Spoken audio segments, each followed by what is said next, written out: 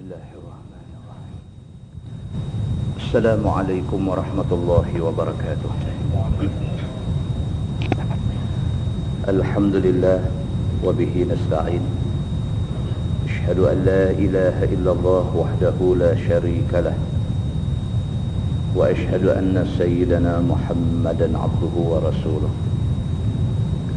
Wa nusalli wa nusallim ala hadzal nabiyil karim Sayyidil Mursalin wa ala alihi wa sahbihi ajma'in. Amma ba'd. Ayyuhal mu'minun ittaqullah. Usikum wa iyaya bitaqwallah. Faqad fazal muttaqun. Muslimin dan muslimat, mudah-mudahan dirahmati Allah Subhanahu wa ta'ala. Allah berfirman dalam Quran, A'udzubillahi minasyaitonir rajim. وَنَادَى أَصْحَابُ الْأَعْرَافِ رِجَالًا يَعْرِفُونَهُمْ بِسِيمَاهُمْ قَالُوا مَا أَغْنَى عَنْكُمْ جَمْعُكُمْ وَمَا كُنْتُمْ تَسْتَكْبِرُونَ أَهَؤُلَاءِ الَّذِينَ أَقْسَمْتُمْ لَا يَنَالُهُمُ اللَّهُ بِرَحْمَةٍ ادْخُلُوا الْجَنَّةَ La khawfun alaikum wa la antum tahzanun. Sadaqallahul azim. Al-A'raf 48 hingga 49. Allah berfirman dalam ayat ini, wa nada ashabul a'rafi rijalan ya'rifunahum bisimahum. Dan telah berseru orang-orang yang berada di tempat-tempat tinggi kepada orang-orang yang mereka kenal mereka itu daripada tanda-tanda mereka itu. Allah Subhanahu wa ta'ala sebut dalam Quran, Allah nak cerita kepada kita tentang keadaan manusia di hari akhirat esok. Manusia beriman dengan manusia yang tak beriman dengan Allah. Manusia yang beriman kepada Allah di hari akhirat esok, Allah Subhanahu wa ta'ala akan letak mereka di tempat yang tinggi. Orang yang beriman duduk tempat tinggi. Dan Allah Subhanahu wa ta'ala izinkan orang-orang yang beriman ni nampak orang-orang yang di atas dunia dulu duduk pekunun mereka. Orang beriman masa duduk atas dunia, orang duduk pekunun mereka. Orang kata bodoh, macam-macam. Jadi orang yang beriman, jadi orang yang nak kepada agama, jadi orang yang cenderung hati kepada akhirat, selalu akan dipandang rendah oleh orang-orang yang tak mahu beriman kepada Allah. Itu satu benda yang sudah lumrah dalam dunia.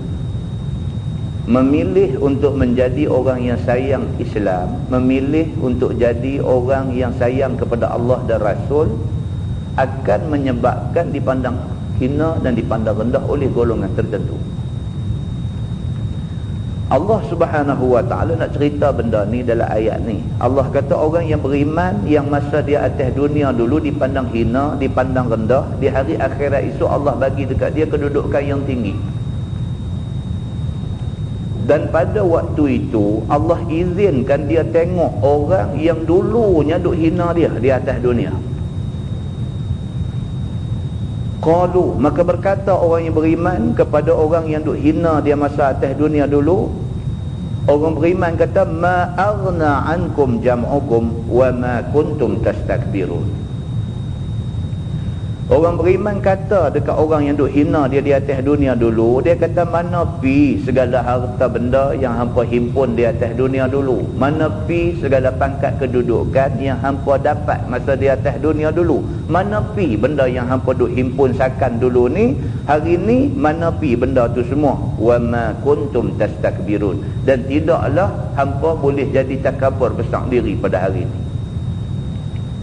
Balas balik masa tu lah. Masa atas dunia ni tak boleh nak balas. Kira kena je angkat muka orang sepak, angkat muka orang pijak. Atas dunia ni kira kena je. Di akhirat esok Allah Subhanahu wa ta'ala suruh kita balas balik kepada orang yang buat kita di atas dunia ni, balas dalam bentuk kata sindiak macam tu. Pada waktu orang yang beriman, Allah dah balas dengan balas baik, duduk dalam syurga, duduk di tempat tinggi. Allah bagi mereka nampak ni orang-orang yang duk hina mereka di atas dunia dulu duduk di bawah. Allah suruh orang beriman kata dekat orang-orang ni pada hari itu, ma aghna ankum jam'ukum, mana dia benda hampa duk himpan dulu, benda yang hampa duk himpun, benda yang hampa simpan, kekayaan dan sebagainya, mana dia? Tak boleh ke kekayaan tu tolong hampa hari ni? Wa ma kuntum tastakbirun, dan hari ni sekali-kali hampa tak boleh besar diri dah. Habis dah hampa hari ni, dah habis dah. Ahaula'i alladhina aqsamtum la yanaluhumullahu birahmah. Allah Subhanahu wa ta'ala kata, bukankah itu, Allah kata dekat orang kafir, bukankah itu orang hak duduk di atas tu merupakan orang-orang yang dulu hampa bersumpah mereka ni tak akan dapat kesenangan dunia akhirat. Masa atas dunia dulu orang duk kata dekat orang yang beriman ni, hampa ni nak boleh apa? Hampa ni nanti tak boleh apa? Akhirat yang hampa duk kata hampa nak cari pun hampa tak boleh, atas dunia pun hampa tak ada apa. Hampa ni akan jadi hina dunia akhirat. Sewaktu orang semua duk rebut peluang atas dunia, hampa duk kira akhirat hampa. Esok dunia apa-apa tak boleh, akhirat pun tak ke mana. Di hari akhirat esok Allah Subhanahu wa ta'ala, Allah kata dekat orang-orang yang duk hina orang yang beriman ni, Allah kata ahaula'il ladzina aqsamtum la yanaluhumullahu birahmah. Cuba tengok sat orang hak duduk dalam syurga atas tu, bukankah mereka tu dulu hampa duk kata mereka ni tak ada nak boleh apa, dunia tak boleh, akhirat tak boleh, bukankah itu orang yang hampa duk hina dulu? Udkhulul jannah, Tuhan kata balik dekat orang yang beriman ni, masuklah kamu semua ke dalam syurga, la khaufun alaikum wala antum tahzanun. Hari ni hampa tak usah takut dekat siapa-siapa. Tak ada siapa boleh ugut hampa hari ni. Tak ada siapa boleh gempak hampa hari ni. Tak ada siapa boleh nak pergi takut-takutkan hampa hari ni. Dan sekali-kali hari ni hampa tidak akan rasa duka cita sikit pun. Muslimin dan muslimat yang dirahmati Allah sekalian, daripada ayat 48-49 suratul A'raf itu dapat kita faham bahawa menjadikan diri kita orang yang takut kepada Allah Subhanahu wa ta'ala langsung tidak rugi. Langsung tak rugi. Walaupun kadang-kadang pada mata kasar dunia nampak macam rugi, tetapi di sisi Allah Subhanahu wa ta'ala orang yang macam ni langsung tak rugi.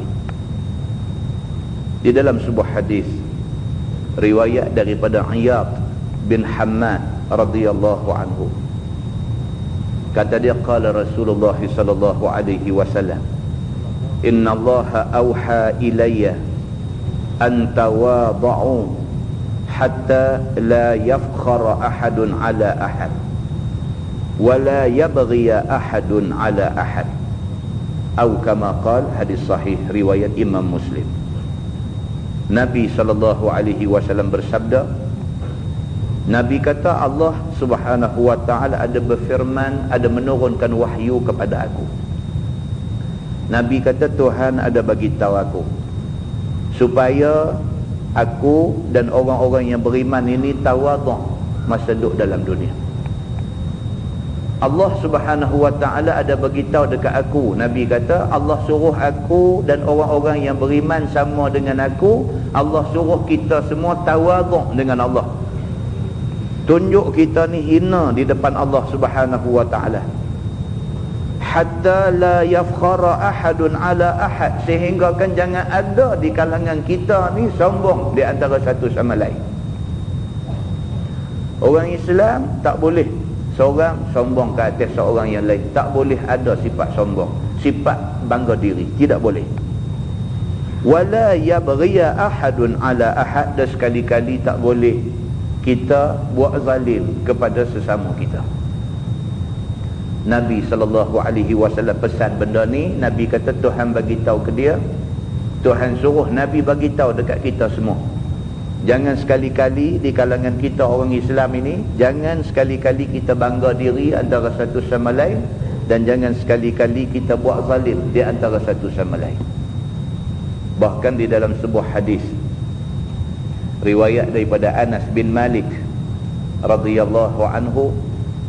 Anas kata annahu marra ala sibyanin fasallama alaihim wa qala kana an-nabi sallallahu alaihi wasallam yaf'alu. Anas bin Malik radhiyallahu anhu, dia menjadi kebiasaan dia berjalan jumpa budak-budak pun dia bagi salam. Ni Anas bin Malik bukan kecil anak, tuan-tuan. Anas bin Malik, dia satu orang yang begitu sekali tinggi kedudukan sebab rapat dia dengan Nabi sallallahu alaihi wasallam. Rapat dia ni dengan Nabi sallallahu alaihi wasallam 10 tahun berkhidmat sebagai khadam Nabi. Kemudiannya apabila Nabi wafat, dia ni menjadi rujukan kepada orang-orang yang kemudian daripada dia. Maknanya dari segi ilmu, dari segi wara', dari segi dihormati, Anas bin Malik ni sangat berilmu dan sangat dihormati. Walaupun dia mempunyai kedudukan yang macam tu, tapi Anas bin Malik ni jumpa budak pun dia bagi salam, apatah lagi jumpa orang tua-tua. Dia jumpa budak pun dia bagi salam. Dan kata dia, wa kana Nabi sallallahu alaihi wasallam yaf'alu. Dia kata Nabi sallallahu alaihi wasallam buat ni macam aku buat ni, Nabi buat, dia kata. Nabi sallallahu alaihi wasallam kalau jumpa dengan sahabat, sahabat takdan bagi salam ke dia, Nabi bagi dulu ke sahabat. Bukan sahaja Nabi bagi salam dekat sahabat, bahkan kepada budak-budak. Kalau Nabi jumpa, Nabi bagi salam dulu pada budak-budak. Anas bin Malik kata, kerana Nabi buat macam tu, maka aku juga buat macam mana yang Nabi sallallahu alaihi wasallam buat. Seorang sahabat yang bernama Abi Rifa'ah Tamim bin Usaid radhiyallahu anhu, dia kata, intahaitu ila Nabi sallallahu alaihi wasallam wa huwa yakhutub. Faqultu ya Rasulullah, rajulun gharib jaa yas'alu an dinihi la yadri ma dinuh.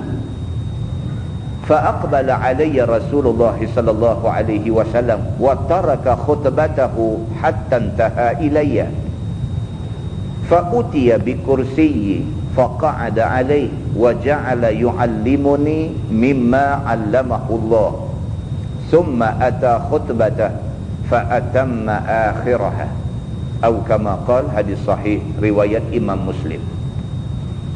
Seorang sahabat yang bernama Abi Rifa'ah Tamim bin Usaid, dia ni bukan orang Madinah. Satu hari dia sampai di Madinah. Kebetulan bila dia sampai di Madinah, Nabi SAW sedang berkhutbah. Nabi sedang bagi satu syarahan. Nabi duk bagi syarahan, duk bagi satu ceramah dekat sahabat-sahabat dia. Dia sampai, Nabi tengah duk bercakap di depan sahabat yang ramai. Dia pun sampai masuk terus, dia kata ke Nabi, dia kata, ya Rasulullah, rajulun gharib. Dia kata, ya Rasulullah, aku ni orang luar. Aku bukan orang sini. Aku ni rajulun gharib. Aku satu orang, bukan orang sini. Aku orang luar, baru sampai di sini. Jaa yas'alu an dini. Aku main ni kerana nak tanya tentang agama. La yadri ma din. Dia tak tahu tentang agama dia. Yang ku tahu aku ni Islam, tapi aku pun tak tahu Islam ni apa, Islam suruh buat apa tanggungjawab aku sebagai orang Islam, aku tak tahu. Ada orang mai ajak masuk Islam, aku masuk Islam. Lain pada tu aku tak tahu apa tentang agama aku. Fa aqbala alayya Rasulullah sallallahu alaihi wasallam. Nabi bila dengar macam tu, dia berhenti ceramah dia beralih dekat dia ni. Dia beralih dekat Abi Rifa'ah ni, dekat Tamim bin Usaid ini. Wa taraka khutbatahu hatta intaha ilayya. Nabi berhenti ceramah, tengah duk ceramah tu berhenti, turun pergi dekat dia ni. Fa utiya bi kursiyyi. Bila Nabi sampai dekat dia, sahabat-sahabat lain ambil satu kursi bagi Nabi duduk. Fa qa'ada alaih. Nabi duduk atas kursi hak orang bagi ni. Wa ja'ala yu'allimuni mimma 'allamahu Allah. Nabi terus ajak dia tentang Islam. Nabi kata Islam ialah apa-apa-apa semua. Islam suruh kamu buat sekian-sekian benda. Nabi ajak dia. Summa ata khutbatah, habis Nabi bercakap tu, Nabi balik pergi sambung balik ceramah dia tadi. Fa atamma akhirah, sampai habis ceramah dia. Hadis itu hadis sahih riwayat Imam Muslim. Daripada hadis ni tuan-tuan, dia nak bagi tahu dekat kita, kata Nabi SAW ni, Nabi ni yang kata Nabi, dia tengok semua orang penting. Nabi ni yang kata Nabi ni, dia tengok semua orang penting semua. Tak ada siapa yang Nabi lebih pentingkan daripada siapa-siapa yang lain, melainkan bagi Nabi semua sekali penting. Nabi melihat satu orang yang baru masuk Islam yang tak tahu apa, Nabi melihat dia sebagai satu aset penting untuk agama. Tak ada manusia yang Nabi kata tak penting. Kamu Islam, kamu penting. Kamu tak Islam lagi pun Nabi nampak penting. Nabi nak tarik orang yang belum Islam jadi orang Islam. Maka kita tidak heran pada zaman Nabi SAW, Islam yang mula-mulanya mula dengan Nabi seorang aja. Nabi seorang aja terima wahyu daripada Allah.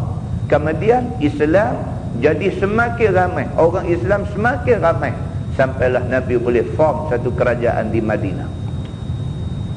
Muslimin dan muslimat yang dirahmati Allah sekalian, kekuatan dakwah Nabi SAW ialah terletak kepada akhlak Nabi, selain daripada dibantu oleh Allah Subhanahu Wa Taala. Akhlak Nabi tu, bila Nabi dia layan semua orang sama aja, tak ada siapa nak berasa Nabi SAW berat sebelah dan mengutamakan orang lain berbanding dengan orang yang lain lagi. Muslimin dan muslimat yang dirahmati Allah sekalian, itulah yang dikatakan akhlak Nabi, akhlak yang dibawa oleh Nabi untuk dijadikan contoh kepada kita semua.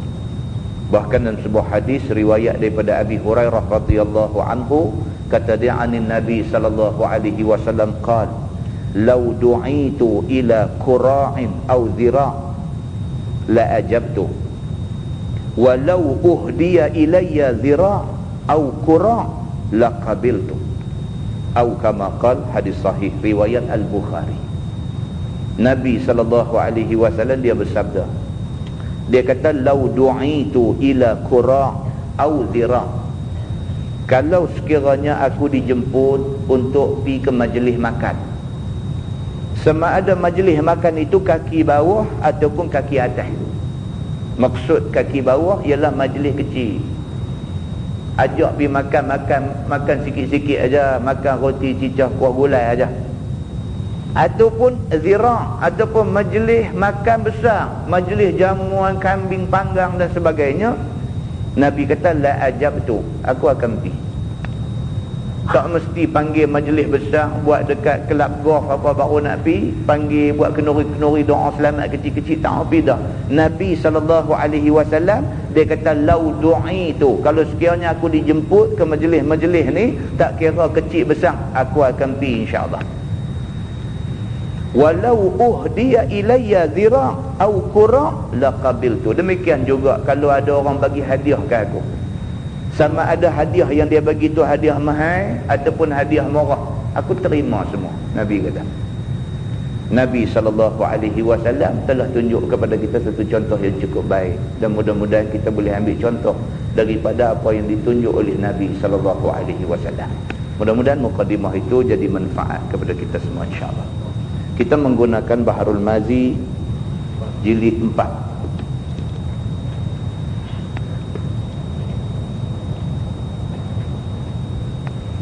Kita masih lagi berada pada hadis yang menceritakan tentang sembahyang istisqa, sembahyang minta hujan. Muka surat 42. Muka surat 42. Masalah dia kata, istisqa itu ke mana keluar sembahyangnya. Kita dah baca sikit dah tentang sembahyang minta hujan pada bulan lepas. Kita sambung pada malam ini, sembahyang minta hujan ini sesuai buat di mana, begitu. Kata Imam Nawawi rahimahullahu ta'ala, pada hadis dalam masalah itu menunjukkan sunat keluar bagi sembahyang istisqa itu ke padang. Sembahyang minta hujan ini tempat yang paling sesuai di padang. dia kata begitu. Kerana bahawasanya ialah yang lebih menyampaikan pada hajat dan tawaduk. Semayang di padang ni dia lebih membuatkan kita ni jadi tawaduk. Pasal apa tuan-tuan? Pasal apa semayang di padang ni lebih membawa kita kepada tawaduk? Pasal apa? Pasal kita letak dahi kita atas tanah betul. Kita semayang di masjid ni kita letak dahi atas kapek tebal. Dia korang rasa kehambaan tu korang. Berbanding dengan orang pergi Mekah tu. Orang pergi Mekah semayang atas jalan. Semayang atas jalan tar pula kotak hitam berdanau. Semayang atas tu dahi kita ni kita punya jaga tuan-tuan. Dahi kita ni mai satu orang dia tolak jari mai ke dahi kita, memang dia makan apa tak tahu. Tolak tengok dahi kita dengan jari hak mana dapi tak ada tangan kaki, tak ada kaki ikut dah hak mana. Pasal apa? Kita cukup pantang orang duk tolak-tolak dahi kita ni. Jadi begitu kan. Dahi hak kita punya pantang tak bagi orang duk tolak lebih kurang ni. Dahi tu kita letak atas tanah kerana membesarkan Allah. Tawaduk. Kita takkan letak dahi kita sebarang tempat. Tapi kerana nak sembah Allah, kerana nak besarkan Allah Subhanahu wa taala, kita letak dahi kita atas tanah, atas jalan yang kotor, semata-mata kerana nak sujud membesarkan Allah Subhanahu wa taala. Maka itu amatlah tawaduknya.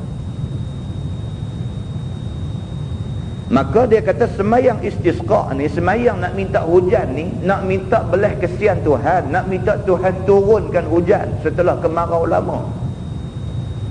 Maka buat di padang itu paling sesuai. Dia kata pasal apa? Pasal dia lebih lagi membuatkan kita tawaduk kepada Allah Subhanahu wa taala. Kerana bahawasanya ialah yang lebih menyampaikan kepada hajat dan tawaduk, dan kerana bahawasanya lebih luas bagi manusia. Dan yang kedua, kerana bila buat di padang lagi ramai orang boleh isi. Masjid dia limited, tempat dia terhad. Buat di padang, dia satu kawasan yang luas, medan luas, boleh main ramai. Kerana bahawasanya boleh hadir akan dia oleh orang-orang semuanya. Semua boleh turun pergi semayang di situ. Maka tiada lapang luas bagi mereka itu oleh masjid jami'. Kalau masjid, dia tak selapang di padang. Begitu masalah. Dia kata keluarkah perempuan dan kanak-kanak kerana semayang istisqa. Nak pergi buat semayang minta hujan ni, orang perempuan budak-budak nak kena bawa pergi sekali ke tak? Kata Imam Syafi'i di dalam dan aku suka bahawa keluar budak-budak dan dibersihkan mereka itu. Imam Syafi'i dia kata sebaik-baiknya bawa budak-budak sekali. Masa pergi semayang ni bawa budak-budak sekali. Tapi pastikan budak-budak ni dibersihkan. Takut lagi hak belum berkhatan dan sebagainya, dia punya ni ada najis, kotor dan sebagainya, dia pergi kacau orang semayang. Dia duduk atas reba orang tengah semayang ke apakah, membatalkan semayang orang yang sedang semayang. Jadi pastikan budak-budak ni semua dibersihkan. Maka juga keluar perempuan-perempuan tua dan perempuan-perempuan yang tiada segak dan tiada bersegak-segak. Dia kata nak pergi semayang minta hujan ni, dia kata orang perempuan tua kena pergi semua. Orang perempuan muda tengok dulu segak ke tak segak. Kalau segak, dia kata tak pergi pun tak apa. Pasal apa? Takut kacau orang. Bila segak ni macam duk kata lah, kawan di semayang ni macam duk kata ada kepiah longgar apa ada macam-macam. Dan dia nak semayang, dia mata tengok dalam sini ni mengganggu khusyuk dalam semayang, Tuhan marah. Tuhan kata hang nak main minta hujan, buat nakal gitu, tak bagi langsung. Kan? Ataupun dia kata perempuan yang tiada bersegak-segak, tak apa segak, tapi jenis duk make up nak pergi segak, jenis ni pun tak payah pergi lah. Make up sampai jadi muka macam wayang Cina lagu ni tak sapi lah. Nak pergi buang ibadat pun make up sampai tera-tera tu tak sah, dia kata. Dan tiada aku suka akan keluar segala perempuan yang segak-segak. Dia ulang lagi sekali, dia kata aku tak suka lah segak-segak ni duk pergi pasal padang ni dia tak ada terai, tak ada hijab, tak ada dinding, tak ada apa, dia satu tempat terbuka luas. Jadi biji mata lawas boleh nampak belakang. Jadi tempat yang macam ni hak segak sangat tak payah pergi. Begitu. Dan tiada aku suruhkan keluarkan binatang-binatang, tak payah bawa lembu ke bawah pergi sekali, tak payah. Dia kata ini buat kacau saja. Dan aku tiada suka mengeluarkan orang yang menyalahi Islam bagi istisqa itu, serta muslimin pada tempat istisqa muslimin dan lainnya. Dia kata nak pi buat semayang minta hujan ni, orang jahat tu sahaja. Orang jahat tu sahaja. Orang jahat ni kadang-kadang dia bila tengok ramai dia nak pi sama. Dia nak pi sama. Kan? Saya kena tadi ni semayang jemaah, tuan-tuan, semayang jemaah dia katok cermin kereta tu pecah kerana nak ambil handphone. Semayang jemaah, handphone kita buat tengah tu, dekat gear tengah tu. Duk ingat semayang jemaah berapa lama sangat kan. Dia katok cermin tingkap tepi tu, katok kerana nak ambil handphone sebiji. Kekalut lah, jadi lambat lah. Tadi berambat di kedai tadi, tak buh tingkap pun dengan hujan dengan apa tak ni, nak buh payung tepi tingkap tu tak menasabah. Di masjid waktu semayang jemaah dia pergi buat kerja lagu tu. Sebelum ni kita duk cerita orang lain kena, hari ni kita kan, sebelum ni duk cerita di masjid Sultanah Bahiyah Al-Ustaz tu, orang semua duk datang masjid duk mengaji. Yang dia pergi rongkah kereta orang, pergi nak curi radio kaset apa dalam kereta ni saja. Allah Ta'ala Tuhan Maha Kuasa, dia hantar main satu polis pun nak main mengaji juga, pakai dengan baju Melayu dengan kain pelekat apa semua. Dia lalu-lalu tengok ada satu syekh duk rongkah kereta. Dia kata ni apa pasal ni, kat wah duk rongkah kereta ni, kata kat dia duduk sibuk hai orang. Dia tak buat jawab lagu tu, dia pun tanya lagi sekali, ni siapa kereta hang, kereta siapa? Lepas tu jadi pasal, jadi bergaduh. Duk bergumpai lah kawan dengan kain pelekat dengan apa, kawan tu dengan selong panjang sedap kat dia lah. Jadi baguslah polis ni, walaupun dia tak duduk dalam uniform, dia duduk dalam baju nak pergi semayang di masjid, tapi tanggungjawab tu ada. Dia tengok nampak pelik, dia tanya. Jadi pasal lah dia pun calang jugalah duduk daun tumbuk dengan tu kan. Banyaklah jadi sahabat kita duduk depan ni, handphone dalam masjid hilang. Handphone bubuh dalam beg ni, dalam beg kitab ni. Bangkit pi pancung, kawan lain mai buka beg ambil handphone. Kawan-kawan ada keliling, ingat kot sahabat kita lah suruh kawan tu mai ambil handphone. Rupanya dia mai curi depan ni, ustaz duk mengajar ni, dia pergi curi belakang tu. Ya Allah, tuan-tuan, apa jenis manusia duk ada lah ni.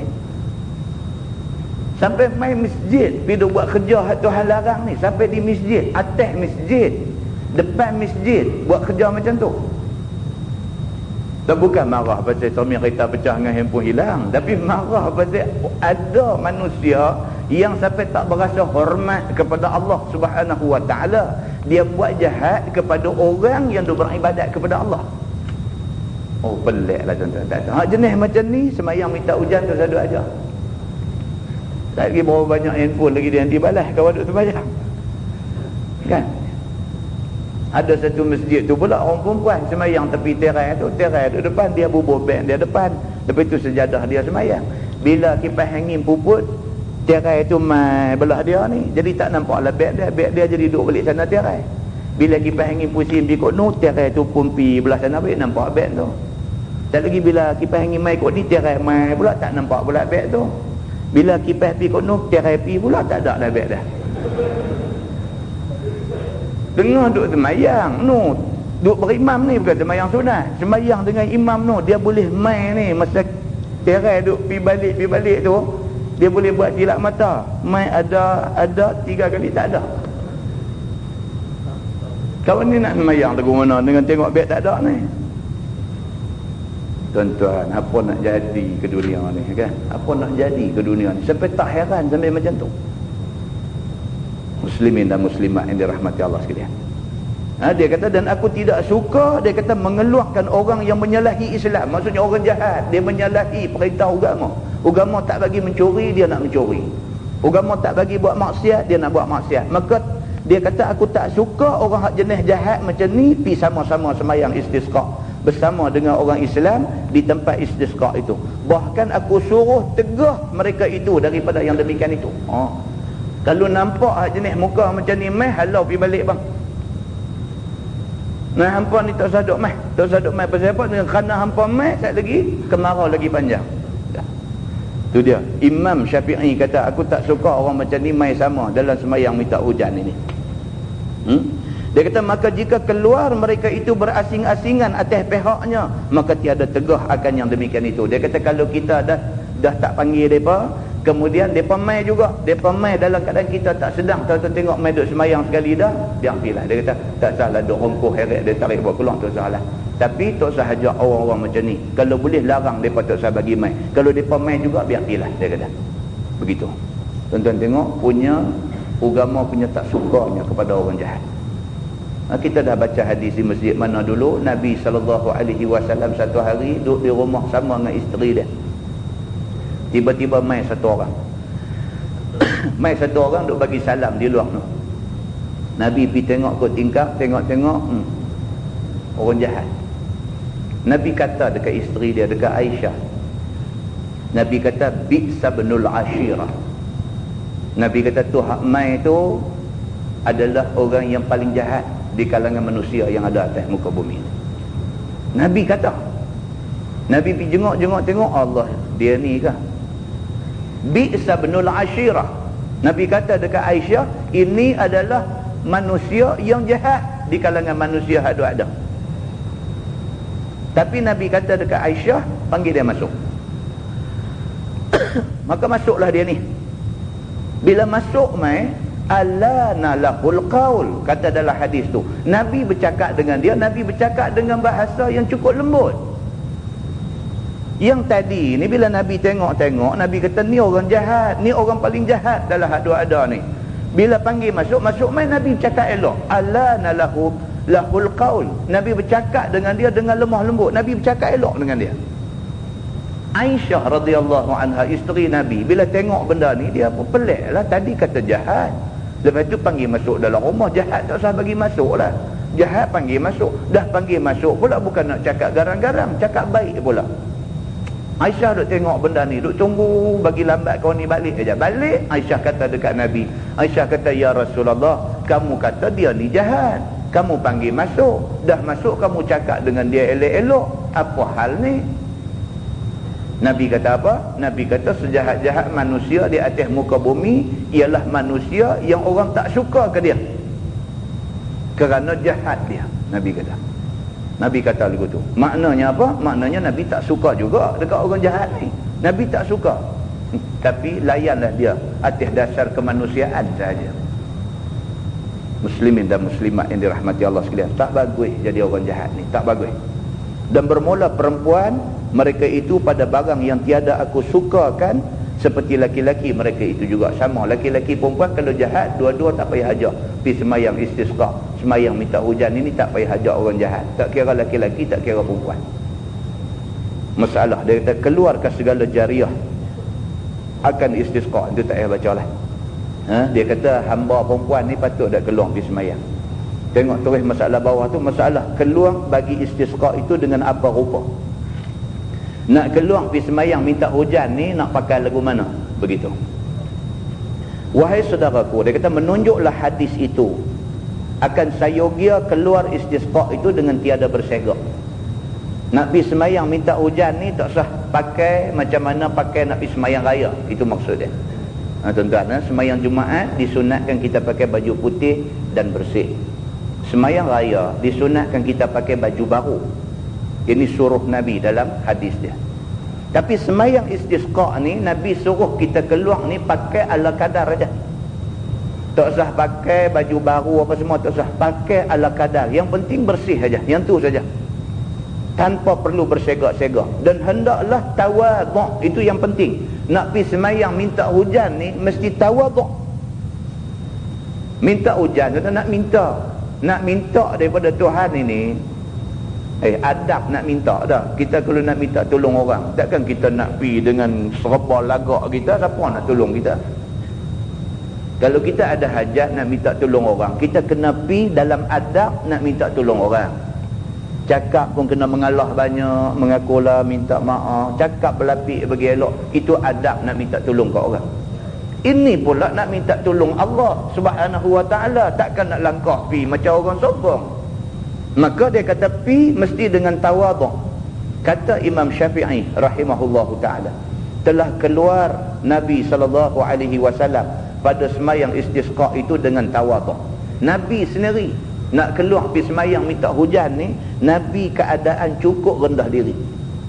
Yang ni merendah diri, yang ni berupa takut akan Tuhan itu sendiri. Itu dia. Nabi nak keluar, nampak pada rupa Nabi itu takut pada Tuhan. Maka aku sukakan bahawa keluar seseorang pada sembahyang istisqa itu bersih dia dengan air. Nak keluar pergi tu kalau boleh mandi dulu, mandi bagi bersih satu badan dulu. Dan memakai barang yang mengubahkan bau yang busuk seperti bersugi dan lainnya. Pakai wangi-wangian maksud dia. Pakai wangi-wangian, pakai baju ni bagi tawaduk, keluar berjalan dalam keadaan tunduk macam takut kepada Allah. Dan biarlah kita ni dalam keadaan cukup bersih, bersugi, gosok gigi bagi elok, pakai wangi-wangi. Dan dengan pakaian yang sangat tawaduk. Dan adalah jalannya dan duduknya dan kalam bercakapnya ialah kalam dan cakap orang yang tawaduk. Itu dia. Nak pergi tu mesti tunjuk tawaduk. Dia ada majlis tuan-tuan, kita boleh buat ramah sembang, ada majlis kita kena buat tawaduk rendah diri, dia ada majlis, nak kena sesuai. Kita pergi ziarah orang sakit, takkan nak pergi buka cerita sembang derah pang di rumah orang sakit. Ini orang tak reti adab. Dia ada majlis lah, kita kena sesuai dengan majlis kita pergi. Majlis tu majlis ziarah orang sakit, maka keadaan kita macam orang ziarah orang sakit. Masuk dengan adab, sopan, tertib, duduk, mata jangan duk tengok kelewak sana sini, duduk, tunduk gitu. Kalau orang sakit tu boleh bercakap dengan kita, kita bercakap dengan dia, cakap yang memberi harapan. Abang kata dia tak ada apa, sikit aja, insya-Allah 1-2 hari baik. Kita cakap memberi harapan dekat dia.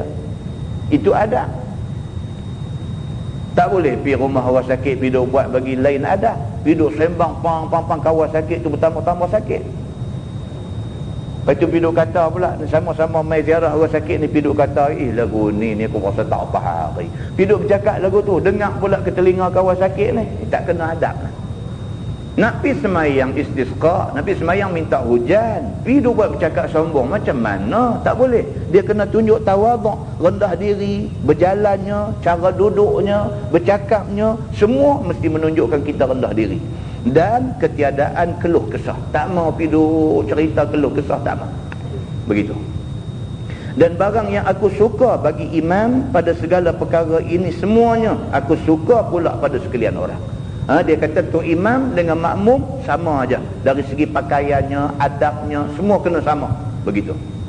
Dan barang yang aku sukakan bagi imam pada segala perkara ini semuanya, aku suka pada sekalian orang. Dan apa-apa yang dipakai oleh orang-orang dan imamnya daripada barang yang halal, bagi mereka itu sembahyang padanya. Itu dia. Pakaian tu mesti pastikan daripada sumber halal. Tuan-tuan, nak minta ke Tuhan ni, dia bukan boleh sebarangan. Hujan ni rahmat. Nak minta rahmat daripada Tuhan ni tak boleh sebarangan. Jangan ada di kalangan orang yang semayang tu pakai baju yang baju tu dibeli daripada duit yang bercampur haram halal. Tak mahu. Ada hadis tuan-tuan, ada hadis. Nabi SAW kata, kalau sekiranya kamu beli baju harga 1 dinar, dalam baju yang harga 1 dinar itu ada 1 dirham duit haram. Dia kata, Allah tidak terima sembahyangnya selagi mana baju tu duduk atas belakang dia. Baju kita ni beli harga RM25. Daripada RM25 tu 5 kupang duit haram. Duit haram 5 kupang. Duit risuah ke, duit apa ke, duit haram lah. Duit haram 5 kupang. Duit yang bukan duit kita, kita ambil buat lagu macam duit kita. Misalnya duit bukan duit kita, duit haram. Campur 5 kupang dalam RM25 harga baju. 5 kupang yang haram tu, Allah kata Allah tidak terima sembahyang yang dibuat selagi mana baju tu duduk ada atas belakang orang ni. Muslimin dan muslimat yang dirahmati Allah sekalian, dia kata nescaya memadai ia dengan mereka itu. Pakai pakaian yang halal, maka itu sudah memadai. Tak baru pun tak apa, janji baju itu dibeli dengan hasil halal. Masalah, dia kata istisqa itu wajibkah atas pemerintah buat apabila jatuh kemarau dalam negeri? Adakah semayang istisqa ini pemerintah wajib kena buat kalau kemarau? Kata Imam Asy-Syafi'i di dalam maka apabila ada kemarau ataupun korang ayam di dalam sungai atau mata ayam ataupun telaga ataupun di ulu-ulu tempat muslimin, maka tiadalah aku suka bagi imam meninggalkan daripada beramal akan amal istisqa itu. Itu dia. Imam Syafi'i kata, siapa yang jadi pemerintah negeri, kalau negeri yang dia perintah kemarau, dia wajib, dia kena suruh orang semua semayang istisqa. Sangat-sangat dituntut kepada pemerintah ini supaya dia anjurkan rakyat dia semayang minta hujan. Begitu. Dan jika ditinggalkan juga daripada yang demikian itu, maka tiada kafarah dan tiada qada. Kalau dia tinggal juga, taklah sampai nak kena qada semayang tu pada bila-bila masa atau kena denda dan sebagainya. Maka sesungguhnya tiada baik ia meninggalkannya. Tak baguslah jadi pemerintah tak pi anjur orang buat benda-benda yang baik macam ni. Ini tanggungjawab pemerintah, kena anjur orang buat baik-baik. Anjur supaya masyarakat hidup dalam keadaan yang baik-baik. Itu tanggungjawab dia. Kalau kemarau, bagi tahu kat rakyat cara kita nak menghadapi kemarau ni, kita kena semayang istisqa. Kena bagi tahu, kata Nabi SAW biasa buat semayang ni. Kalau nak bagi cantik lagi, pemerintah tu turun jadi imam, baru cantik. Begitu. Dan meninggalkan dia akan sunnah badannya. Kalau dia tak buat, dia satu orang pemerintah yang tak peduli kepada sunnah Nabi. Begitu. Maka jika dikata orang, yakni soal atasku, maka betapa tiada wajib atas pemerintah mengerjakan istisqa daripada sembahyang dan khutbahnya. Maka dijawab orang, tiada fardu daripada segala sembahyang itu melainkan 5 sembahyang. Kalau orang kata pasal apa yang tak wajibkan buat sembahyang istisqa ni, jawab dekat mereka, semayang hak wajib ni semayang fardu 5 waktu saja, subuh, zuhur, asar, maghrib, isyak. Jadi lain daripada tu tidak wajib, tidak fardu. Jadi kalau dia tidak buat semayang istisqa, itu tidaklah bermakna dia tinggal benda fardu. Begitu. Dan di dalam hadis daripada Nabi SAW, barang siapa menunjuk atas bahawasanya ada kemarau, padahalnya tiada memperbuat Nabi SAW pada awalnya akan amal istisqa itu, dan sesungguhnya memperbuat Nabi SAW akan dia kemudian daripada beberapa lama daripadanya, maka diturunkan air. Dan dengan sebab yang demikian itu, aku kata tiada ditinggal oleh imam akan istisqa itu. Nabi SAW pun masa peringkat awal kemarau, Nabi tak buat lagi istisqa. Tunggu dulu, tunggu sampai satu peringkat, duk nampak kemarau ni nak panjang, baru buat semayang istisqa. Yang pentingnya jangan tak buat, dia kata. Begitu. Kan? Bukan baru tak hujan seminggu turun di atas padang dan pekat nak semayang, nanti tak dulu, dia kata. Tunggu sekira-kira orang kata kemarau. Takat seminggu, takat 2 minggu tak turun hujan tu bukan kemarau lagi. Tunggu sebulan tak hujan mau setitik ni. Aduh, nampak pelik dah. Dia main sebulan lebih sikit ni kemarau ni. Duk nampak mana-mana pun rumput kuning, duk tengok telaga dah mula duk kering. Sah dah. Kita dah kena kemarau. Jom pakat-pakat turun atas padang sembahyang minta hujan. Begitu.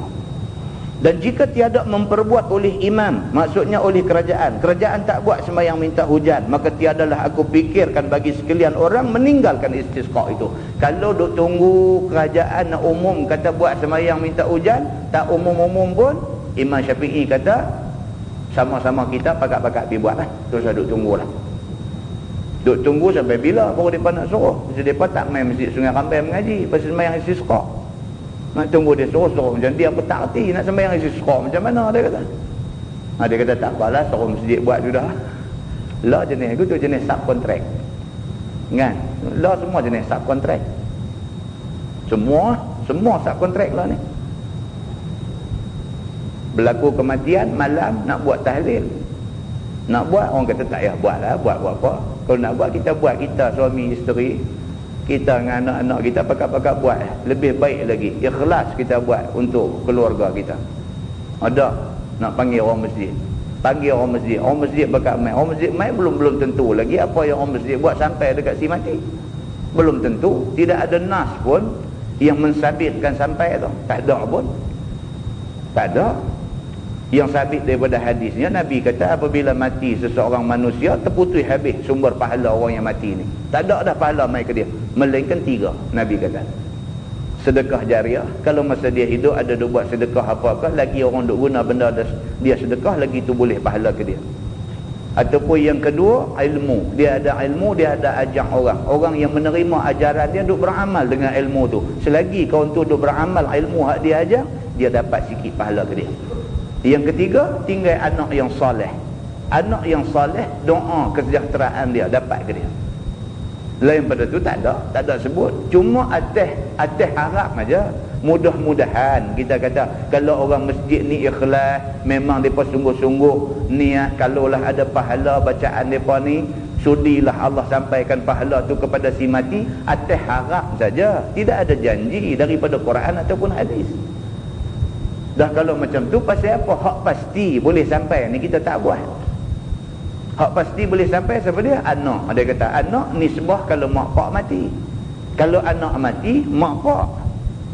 Dia kira siapa yang berhak pesaka orang mati, maka orang itu kalau dia buat, Allah akan sampaikan kepada si mati. Tapi bila berlaku kematian macam ni, kita tak buat. Subkontrak, serah ke orang masjid buat. Kita kalut dengan piring bihun, dengan piring roti canai, dengan piring laksa, dengan piring nasi dan sebagainya. Anak pinak tak buat pun, mak pak tak buat pun, bagi orang dia buat. Ni budaya subkontrak ni tak bagus. Tak bagus, sangat tak bagus benda macam ni. Tapi itulah budaya dalam masyarakat kita. Itu budaya dia. Budaya yang menyimpang daripada yang ditunjuk oleh nas yang ada dalam agama. Muslimin dan muslimat yang dirahmati Allah sekalian. Baik, dia kata jika sekiranya kerajaan tak buat, maka sewajarnya rakyat pakat-pakat buat. Kerana segala binatang hidup-hidupan itu tiada mati ia. Padahal sesungguhnya mengekali akan dia oleh kemarau yang berkekalan itu. Nak tunggu sampai mati binatang apa semua dulu baru nak buat. Dia kata teruslah duk tunggu, pihak berkuasa tak suruh, kita rasa ni patut dah kita buat, kita buat. Dia kata. Dan ada pun istisqa dengan doa, maka ialah setengah daripada barang yang tiada aku sukakan. Yang tiada aku sukakan meninggalkannya apabila ada kemarau. Dia kata setidak-tidaknya kalau tak boleh buat semayang istisqa, doa pun dah cukup lah. Tengok sana terbakar, kebun getah terbakar, apa semua duduk terbakar. Pasal apa? Pasal terlampau panas, kemarau, rumput-rumput pun duduk main kering dan sebagainya. Kalau nak tunggu masjid menganjurkan sembahyang istisqa, tak anjur-anjur juga. Kita nak buat, kita seorang, dua orang dan sebagainya, memadai dengan doa dulu. Lepas sembahyang, minta doa kepada Allah, minta Allah turunkan rahmat dia, turunkan hujan kepada kita. Dan jika tiada ada di sana itu sembahyang dan khutbah sekalipun, walaupun tak sembahyang, tak ada doa saja pun, Imam Syafi'i kata sudah kira okey dah, patut dah buat. Dia kata masalah istisqa itu bagaimana aturan mula hendak keluar. Kata Imam Syafi'i rahimahullahu ta'ala, dan telah sampai khabar kepada aku, yakni kepada Imam Syafi'i, daripada setengah daripada imam-imam, bahawasanya adalah ia apabila menghendaki minta ayat hujan, maka disuruh orang-orang puasa. Ini sebelum nak buat semayang istisqa ni, sebelum tu kena anjurkan kepada semua anak karya kita ni, suruh puasa dulu. Maka puasalah mereka itu 3 hari berturut-turut. Sebaik-baiknya ambil 3 hari sebelum buat semayang istisqa tu, puasa dulu. Dan berbuat ibadah kepada Allah Subhanahu wa ta'ala dengan apa kuasa mereka itu daripada kebajikan. Dalam tempoh 3 hari itu, buat baik ni sebanyak mungkin. Ni sebelum kita nak buat semayang minta Tuhan turun hujan ni, dia kata buat puasa sunat. Sebaik-baiknya, dia ada dalam kitab lain lagi, dia kata sebaik-baiknya puasa tu diambil pada waktu yang memang sunat puasa. Bila kita sunat puasa 3 hari turut bila? Pertengahan bulan 12, 13, 14 bulan Islam lah. Buat pertengahan bulan Jun pula kan? Buat pertengahan bulan Islam 12, 13, 14 itu sunat puasa. Kita ada beberapa sunat puasa lah, selain daripada Isnin, Khamis, selain daripada puasa Tasu'a, Ashura, selain daripada puasa Arafah, apa semua, dia ada puasa 3 hari dalam sebulan. Dan 3 hari itu dia ambil 12, 13 dan 14 pada mana-mana bulan Islam. Sebaik-baiknya nak buat istisqa, pergi ambil time ni 12, 13, 14 mana-mana bulan Islam. Lepas tu hari yang keempat itu himpun ramai-ramai di padang dan buat solat sunat minta hujan. Kemudian dia kata keluar dia pada hari yang keempat. Dia kata maka istisqa ia dengan mereka itu. Keluar pergi tengah padang sembahyang.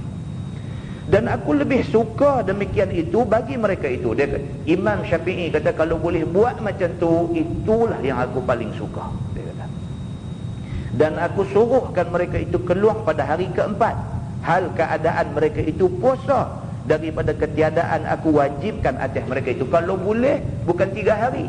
Sambung dengan hari keempat tu pun keluar pergi nak semayang dalam keadaan puasa. Kalau boleh, dia kata sampai macam tu.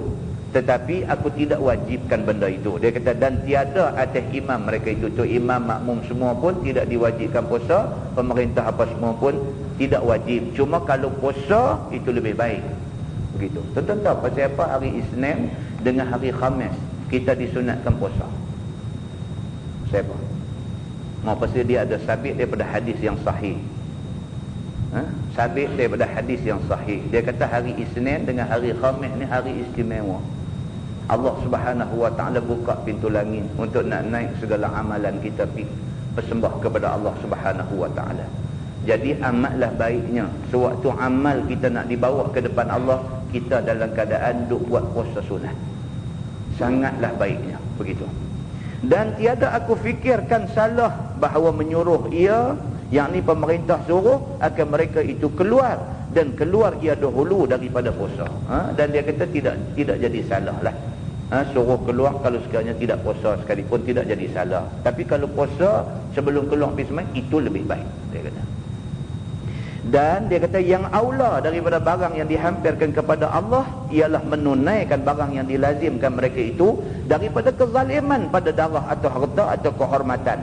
Kemudian perdamaikan orang-orang yang berkelahi, berbalah dan bantah dan yang tiada bertegung-tegung. Kemudian memperbuat mereka itu akan sedekah dan semayang dan zikir dan lainnya daripada taat. Dan aku suka tiap-tiap kali menghendaki imam, yakni pemerintah, mengulang perbuatan istisqa, suruh dia akan orang-orang puasa mereka itu dahulu daripada ulang kepadanya 3 hari. Itu dia.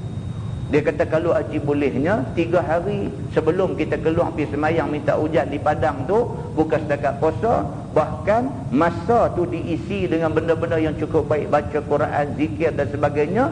Dan dia kata masing-masing orang nak keluar pergi semayang tu muhasabah diri masing-masing. Kalau dia ada berkelahi dengan siapa-siapa, pergi selesai bang dulu sebelum nak pergi minta Allah turun hujan. Sebelum dia keluar nak minta Allah turunkan hujan ni, kalau sekiranya dia ada buat zalim dekat siapa-siapa, pergi minta maaf dulu. Lagu orang nak pergi Mekah lah, macam tu lah. Orang nak pergi Mekah kan, orang nak pergi Mekah, sebelum pergi tu bagi clear abang lah. Kalau tidak saat lagi dengan 1-2 benda hak jadi duri ni, tak dapat haji yang mabrur. Clear abang dulu semua benda ni. Siapa yang ada masalah dengan kita berkelahi apa, lagu mana pergi jumpa, minta maaf, minta halal, makan minum apa, semua dulu bagi clear. Turun pergi buat haji. Kita turun tu bersih kita ni. Mudah-mudahan Allah bagi haji mabrur.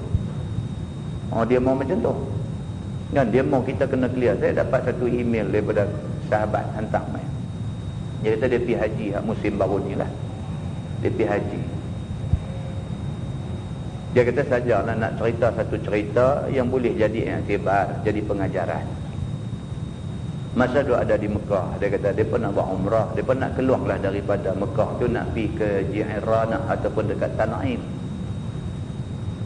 Nak keluar tu nak naik apa nama kereta kecil ni, van kecil ni yang boleh naik orang tak berapa ramai, belah-belah orang ni. Dia kata depan kerusi dia duduk tu ada satu perempuan. Jadi kebetulan dia kata hujan. Jadi berlari daripada masjid apa nama Tanaim tu, berlari nak mai ke kereta hak naik ni. Berlari naik di atas van tu. Bila naik, stokin hak dia pakai tu basah. Dia nak londeh lah stokin tu basah. Jadi kawan kita yang duduk belakang ni dia kata, kak jangan. Dia kata kak dalam ihram. Dia kata dalam ihram tak boleh buka, kerana kaki tu aurat, kaki orang perempuan tu aurat. Dia kata jangan buka. Kalau buka tu saat lagi kita dalam ihram. Dia kata tak boleh. Dia kata takkan tak buka, ni basah kena ayam. Dia ni kata jangan buka di sini, ni atas bah ni ramai orang lelaki-lelaki yang ajnabi, yang halal kahwin ni duk ada ramai, jadi tak boleh, kau jangan buka. Nah, dia kata tak boleh, tak selesa, dia nak buka juga. Kau ni kata tak boleh kau buka sekali, kau kena dam. Dam pun dam lah, dia kata kita bayar lah. Oh, begitu. Buka stuket tu. Dia kata Allah Maha Kuasa, dia kata. Kereta ni sampai dekat Mekah ni, nak turun dia duduk kursi depan sekali, perempuan ni. Dia turun dulu. Dia langkah pergi dekat tangga nak turun, pintu bas tu automatik katuk. Pang, kata kena kaki dia buka stuket ni. Terkeluar kuku. Terkeluar kuku. Sakit menggelupuk-lupuk di tangga bas tu. Dia nak jadi tu. Dia nak jadi kaki tu kena. Pang, kata kena. Lepas tu dia kata direngkahkan cerita. Dia ni dia pergi package ni, bayar mahal sikit ni, duduk satu kumpulan. Dia kata nak dijadikan cerita ni Allah Maha Kuasa. Dia kata takat kita buka tu kena dam, tak apa, orang ada duit siapa pun boleh bayar. Tapi pergi buat benda Tuhan tak bagi ni. Lepas tu cakap juah pula. Ada apa dam-dam lah aku bayar. Kaki hak kena kapit pintu tu hari ke hari dia bengkak, dia bentan. Akhirnya bandage bungkus habis kaki tu sampai tak nampak. Sampai nak berjalan tak boleh. Nak bertawah, nak sa'i, nak apa, semua nak kena naik wheelchair, nak kena naik kursi roda. Tolong. Dia kata dia duduk tengok pasal satu rombongan dengan dia. Dia duduk tengok, dia duduk fikir. Dia kata dah balik dah, dia kata sampai dekat airport Jeddah dah, dia kata juga dah dekat perempuan ni. Dia kata kau sajalah saya nak kata kau. Tak tahulah apa sebenarnya, tapi saya takut apa yang kau kena ni kifarat. Tuhan nak kifarat pasal kau cakap mereka ni. Menangis perempuan ni. Menangis perempuan ni. Maknanya selepas tu ibadat haji hak dia buat dah apa semua jadi tak sempurna habis jadi tak sempurna. Dengan kaki duk bungkus besar lagu tu, dengan nak bergerak berjalan payah, tempat orang ramai tuan-tuan, dengan nak pergi melontak nak apa dengan kaki bungkus. Tuan nampak Allah Subhanahu Wa Ta'ala ni, dia kadang-kadang orang buat salah sikit dia balas. Kadang-kadang orang buat salah besar pun dia biar sat dulu, tapi sedih dia balas sakit. Kadang-kadang dia biar dia taruh sampai akhirat esok ni baru sekali dia balas. Dia balas masa tu habis. Kita baca mukadimah masjid mana baru ni yang cerita tentang benda ni. Orang yang baik ialah orang yang Allah Subhanahu Wa Ta'ala bagi dekat dia ujian masa atas dunia. Jelutung kot kita baca baru ni. Kita baca ni Bahrul Mazi ni di Jelutung baru ni.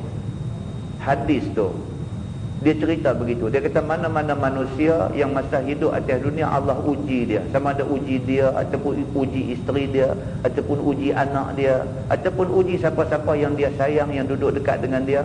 Allah uji itu adalah tanda Allah sayang dia. Dan mana-mana manusia yang tak pernah kena uji dengan Allah semasa duduk atas dunia ni, selesa selama-lamanya, akhirat esok baru sekali Tuhan nak kifarat kesalahan dia. Dia orang yang sangat rugi.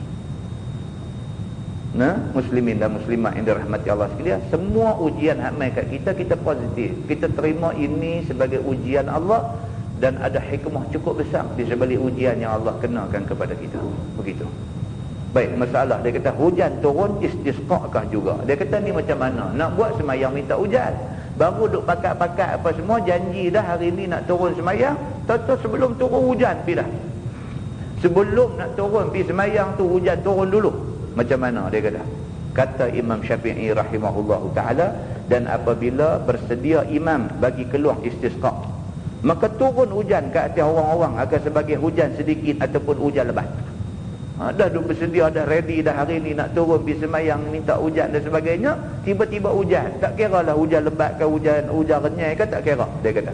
Maka sukalah aku, maksudnya sukalah, kata Imam Syafi'i, dia suka bahawa dilalukan, yakni diteruskan juga semayang itu, padahal orang-orang di luar kerana istisqa. Dia kata kalau orang semua dah bersedia dah, memang dah bakat dah hari tu nak turun nak buat semayang minta hujan, tiba-tiba hujan turun dulu, semayang juga, kata Imam Syafi'i. Baik, maka syukur akan Allah atas turun ayatnya itu. Pergi semayang tu sudah jadi semayang syukur. ucap syukur kita kepada Allah Subhanahu wa taala, dan minta pula akan ditambahi baginya akan hujan itu, dan bagi umum makhluknya dengan hujan itu. Semayang juga, semayang istisqa juga, tapi dalam khutbah, dalam sujud semayang ni syukur kita kepada Allah kerana kita baru nak minta Tuhan bagi dah, dan minta kalau boleh bukan hari ni saja hujan, biar turunlah beberapa hari lagi hujan untuk kita. Teruskan juga sembahyang istisqa, dan jangan tiada dilalukan, maksudnya, dan jangan tak diteruskan kerja istisqa itu apabila sudah datang hujannya. Jangan bila dah hujan tak gaduh kita. Jangan begitu. Dia kata pi juga sembahyang juga, padahalnya sudah keluar ke padang karenanya, apatah lagi kalau semua dah ada di padang dah jatuh hujan. Jangan duk lari balik. Dia kata sembahyang juga dulu. Maka jika perbuat istisqa pada masa turun hujan itu, maka tiada kafarah dan tiada qada atas mereka itu. Dia kata, dan kalau sekiranya tak buat, maka tak kena denda apa-apa. Maka jika adalah mereka itu kena hujan di dalam waktu hendak keluar, maka bolehlah mereka istisqa di dalam masjid. Kalau tak keluar lagi, baru duk cadang nak keluar, janji nak keluar jam sekian-sekian, tiba-tiba hujan, boleh ubah program, kita buat di masjid, kata. Tapi buat juga, ataupun takhirkan sehingga habis hujan. Ataupun yang kedua, kita buat juga tapi tunggu bagi hujan berhenti sekali kita buat juga. Begitu dia kata. Wallahu a'lam. Lepas ni dia kata imam bernazar istisqa apa hukumnya? Ini kalau orang bernazar. Dia bernazar. Dia kata kalau sekiranya 3 minggu hujan tak turun juga, aku nak buat sembahyang minta hujan kerana Allah. Dia nazar macam tu. Apa pula cerita? Adakah mesti kena buat? Katalah lepas dia kata lagu tu, tiba-tiba hujan turun, adakah dia mesti kena buat? Wallahu a'lam.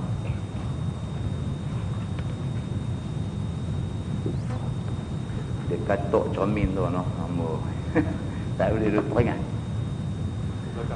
Cermin tepi, cermin tepi. Dia katuk. Dan saya duk fikir orang ni, hati dia tu terang mana? Kan? Handphone selamat. Kan, dak hati dia tu, dia gamak buat tu, hati tu macam mana. Tuan-tuan fikir orang yang bunuh orang kan, kalau dia bunuh orang tembak, dengan dia bunuh orang dia pakai parang tetak, hak mana lagi dahsyat? Tetak tu, tembak tu pun kita heran, dia gamak tembak manusia bagi mati, tu pun dah satu dah. Tetak ni, bawa parang tetak, kawan tu terbelah, darah merambu, dia gamak tu, dia duduk tengok, dia duduk buat macam tu lah.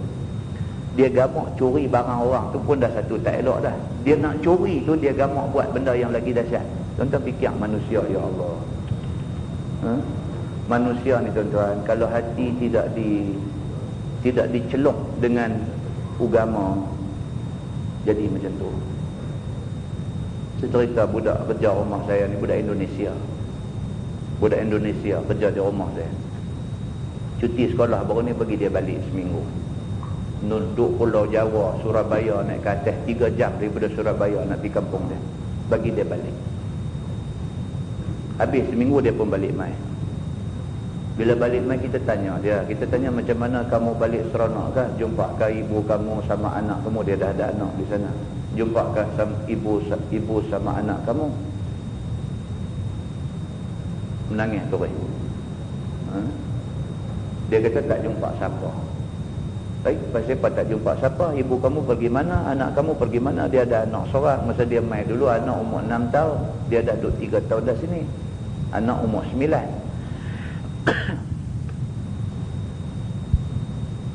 Ibu kamu sama anak kamu pergi mana? Dia kata tak tahu. Habis kamu balik rumah kamu siapa yang duduk? Dia kata rumah pun sudah tidak ada. Kata macam tidak tahu. Dia kata dia sampai di sana, dia terus tuju pergi dekat rumah dia lah. Pergi tempat rumah dia tu dah tak ada rumah dah jadi lalang semua dah. Kita kata kok kamu silap ke, kamu dah 3 tahun tak balik ke sana, kok kamu mana boleh silap rumah dia kata. Tak ada dah. Habis kamu buat apa? Pergi rumah jiran. Pergi nak tanya jiran lah mana pi mak dia dengan anak dia. Jiran kata tak tahu. Kami pun tak tahu. Kalau mak dengan anak tu hilang, baik tak tahu pasal pi rumah hilang pun dia tak tahu. Entah nak kata apa, teruk juga. Doroklah ya Allah. Ni yang kata Indonesia ni, pesantren apa, pondok merata tempat, kiai tu, kiai ni, kiai boleh terbang atas angin lah apa, macam-macam duk ada. Macam ni keadaan rakyat. Jiran sebelah tak tahu, saya tak tahu. Dia kata dia pergi mana. Habis dia terpaksa tumpangkan barang dia di rumah jiran tu. Usin cari. Usin dalam kampung tu, satu rumah ke satu rumah, satu rumah ke satu rumah, habis sekampung pergi kampung sebelah. Usin satu rumah ke satu rumah, satu rumah ke satu rumah. Dia kata sampai bawah jembatan orang duduk. Bawah jembatan tu tempat orang duduk. Pergi tengok bangsa satu-satu, ada bawah jembatan tu nak cari mak dia dengan anak dia. Tak ada. Habis seminggu. Dia kata saya hampir-hampir tidak kembali ke sini. Dia kata pasal ni duk fikir mak dengan anak ni apa jadi tak tahu. Habis dia kata saya takut satu pak. Dia kata saya balik satu minggu. Dia kata dalam seminggu tu 3 kes kampung dia saja. Kes bunuh orang, cincang buang dalam beg plastik, buang tempat sampah. Dalam seminggu dia balik tu 3 kes bunuh, lepas bunuh cincang, mayat keping-keping ni bubuh dalam beg plastik, buang sekali tempat sampah. Dia kata saya takut ibu saya sama anak saya dibuat begitu. Dia kata menangis terisa-risa. Kita bila dengar benda kesian lah, nak boleh buat apa? Kesian lah kat dia. Dia kata ibu saya pun sebatang kara, dia tidak ada keluarga. Saya kalau ibu saya sama anak saya sudah tiada, saya juga sebatang kara. Dia kata. Tuan-tuan, bila kita ceraikan manusia daripada agama, macam tu jadi. Agama tak mau, agama yang kata Islam ni dia tak semai dalam diri kita perasaan benci. Agama dia tak semai dalam diri kita perasaan benci. Sebab apa? Benci ni syaitan. Bila ada benci dalam diri kita, kita sanggup buat apa saja. Bila kita start seorang buat apa, orang akan balas balik. Rosak satu masyarakat. Islam tak mau ni, perasaan benci tak mau ada dalam diri manusia Islam ni. Tak mau ada rasa benci. Islam mau ada rasa rahmah dalam diri manusia. Ni kita akan baca tajuk yang akan datang ni, dia akan main cerita-cerita macam ni. Islam mau dalam diri manusia ni ada rahmah, rasa belas kesian, sayang, sama-sama orang Islam. Kalau kita nampak dia teruk pun kita nak tarik dia bagi jadi elok, bukan kita nak musnahkan dia. Apa nak buat kat dia? Saya kata kat dia, kamu terus tinggal sini lah. Dia kata dia nak satu hari cuti panjang, sebulan ke apakah, dia nak balik. Dia kata dia nak sebulan, dia nak cari bagi dia puas hati. Dia kata kalau lepas ni, dia kata bapak bagi saya balik 1 bulan, saya nak cari sampai puas hati. Kalau saya masih tak ketemu ibu sama anak saya, tak apalah. Dia kata dia puas hatilah nak duduk sini pun. Dia nak tutup lah cerita tu semua, dia tak mau fikir lah. Tapi dia nak cari lagi sekali. Dia kata anak, tuan-tuan, anak ngemak. Suami mati dah. Suami dia orang Ambon, mati masa bergaduh. Dia Ambon tu mati dah laki dia. Anak suami dan anak laki-laki hak tua mati masa dia Ambon tu. Tinggal dia dengan anak perempuan ni, dia nak main ni pun berhutang. Nak main kerja di sini ni. Anak bagi mak tolong tengok. Satu. Yang kedua, tuan-tuan, gamak ke kita buat naya dekat mereka ni? Ambil mereka kerja dengan kita, sat lagi potong duit pasport, sat lagi potong duit permit, sat lagi potong yang nu, sat lagi potong yang ni. Mereka ni susah, mereka ni miskin. Tuhan dia kerja, Tuhan dia dapat tu rezeki. Tu bukan rezeki dia nak makan, rezeki anak, rezeki apa nu, hak susah duk tunggu sana nu. Susah.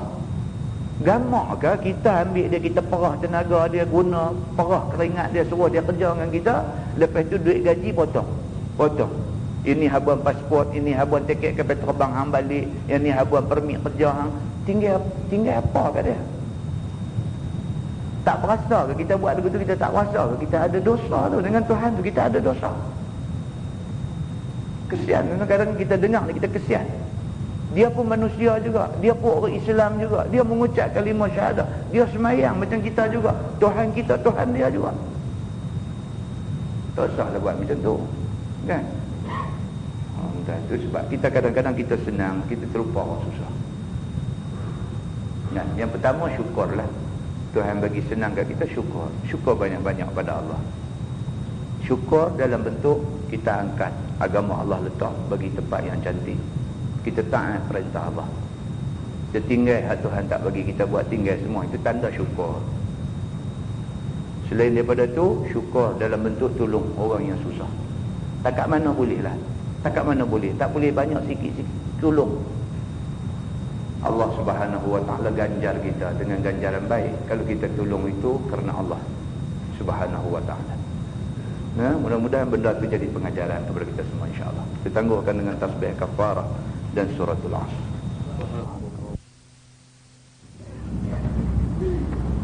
Assalamualaikum warahmatullahi wabarakatuh. Alhamdulillah. Alhamdulillahil qail.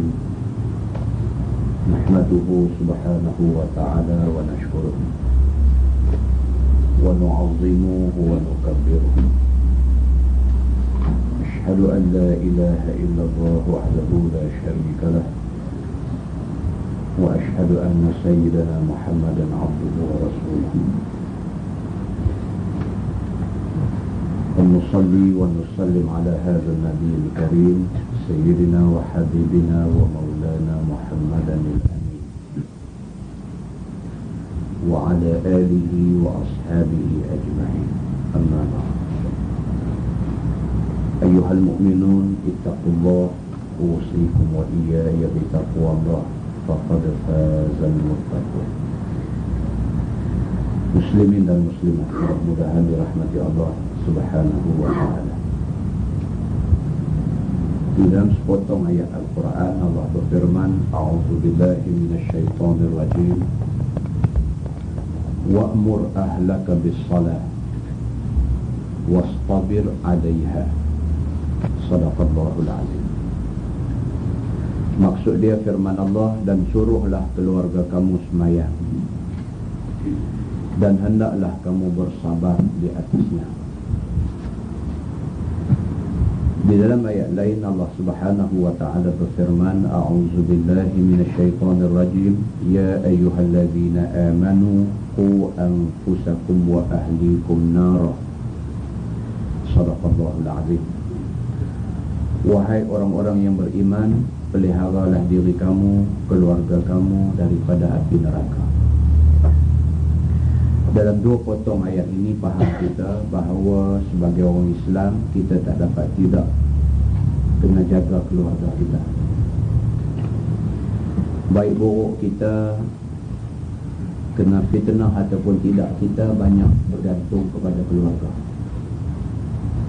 Kadang-kadang ayahnya baik, anak-anak dia buat pasal. Kadang-kadang suaminya baik, isteri dia buat pasal. Maka Islam mengambil jalan awal, kata dia, wa'mur ahlaka bis-salah, suruh keluarga sembahyang. Dalam ayat lain Allah Subhanahu wa ta'ala sebut, A'udzubillahi minasyaitonir rajim, innas salata tanha 'anil fahsya'i wal munkar. Sesungguhnya sembahyang dia boleh cegah kita daripada buat perbuatan yang keji dan mungkar. Jadi sembahyang ini adalah satu perkara yang cukup asas, yang kita kena jaga betul-betul. Bukan kita saja buat, tapi semua keluarga kita kena pasti mereka semua pun buat. Nabi SAW dia cukup jaga keluarga dia. Dalam kitab hadis kecil ini ditulis Riyadhus Salihin min kalami Sayyidil Mursalin. Saya beli di Mekah. Kitab ini disusun oleh Al-Imam Nawawi. Dia buat satu bab di sini, dia kata bab wujubu amri ahlihi wa auladi. Bab wajib kita perintah keluarga dan anak-anak kita, dan kita jaga mereka daripada buat benda-benda yang dilarang, dan kita suruh mereka buat benda-benda yang diperintah Allah. Dia bawa satu hadis di sini, dia kata an Abi Hurairah radhiyallahu anhu qala akhadha al-Hasan ibnu Ali radhiyallahu anhuma tamrah min tamri sadaqah faja'alaha fi fihi faqala Rasul sallallahu alaihi wasallam kah irmi biha ama amilta anna la na'kulu sadaqah atau kama qala. Hadis muttafaqun alaih, hadis yang disepakati atasnya. Abu Hurairah radhiyallahu anhu cerita, kata dia pada satu hari Sayyidina Hasan anak Sayyidina Ali cucu Nabi sallallahu alaihi wasallam. Sayyidina Hasan anak Sayyidina Ali pada satu hari, waktu tu dia kecil lagi, dia ambil sebiji buah tamar, sebiji buah korma, yang tamar itu ataupun korma itu adalah korma sedekah, yakni korma zakat. Zakat tu dia panggil sedekah, tapi zakat tu dia panggil sedekah wajib. Maka dia sebut di sini faja'alaha fi fihi. Sayyidina Hasan masa tu kecil lagi, dia merangkak pergi dekat tandan buah korma yang orang bagi untuk bahagian zakat supaya Nabi tolong agih-agih kepada orang susah. Sayyidina Hasan kecil lagi, dia pun tak tahu apa lagi. Dia ambil sebiji buah tamar itu masuk dalam mulut dia. Nabi SAW bila tengok benda tu, cepat-cepat dia pergi dekat Sayyidina Hasan. Dia kata kah, bahasa Arab, kaf kho. Kah makna dia kita kata ya. Itu suruh luah balik tu. Kah dia kata suruh luah balik. Irmi biha. Dia korek buah damar tu daripada mulut cucu dia Sayyidina Hasan. Kata dia, ama alimta anna la na'kulu sadaqah. Dia kata, wahai cucu aku, kamu tak tahukah kita, keturunan Nabi ni tak boleh makan barang sedekah. Zakat tak boleh makan. Hadis ini disepakati oleh semua ulama hadis sebagai hadis yang sahih dan mutawatir. Hadis ini cukup kuat untuk menunjukkan kepada kita bahawa sesungguhnya Nabi SAW adalah satu orang manusia yang cukup jaga keluarga dia, cukup jaga. Maka itu sebab apabila seorang sahabat Nabi mai jumpa Nabi, dia kata, ya Rasulullah, apa yang patut aku buatlah ni? Semangat sahabat ni, dia baru dapat kefahaman tentang Islam, maka semangat dia tinggi sekali. Dia mai jumpa Nabi SAW, minta Nabi habaq apa yang dia patut buat. Nabi habaq nak buat lala tu juga. Nabi kata, sabar Sa'ad, ibda' binafsik. Nabi kata, sabar Sa'ad, Islam ni mesti dimulakan dengan diri kamu sendiri. Kita selalu bila sedang kita tak cermin diri kita. Kita bila sedang tu kita duduk tunjuk orang aja salah. Itu kaedah yang salah. Kaedah yang benar ditunjuk oleh Nabi SAW. Bila kita rasa sedang, ambil cermin buah depan dulu. Ibda' binafsik, mula diri kita dulu. Betul kita bagi elok betul dulu, kita langkah di betul orang. Maka orang pun mati angin. Dia kalah dengan apa yang ada pada kita. Muslimin dan muslimat yang dirahmati Allah sekalian.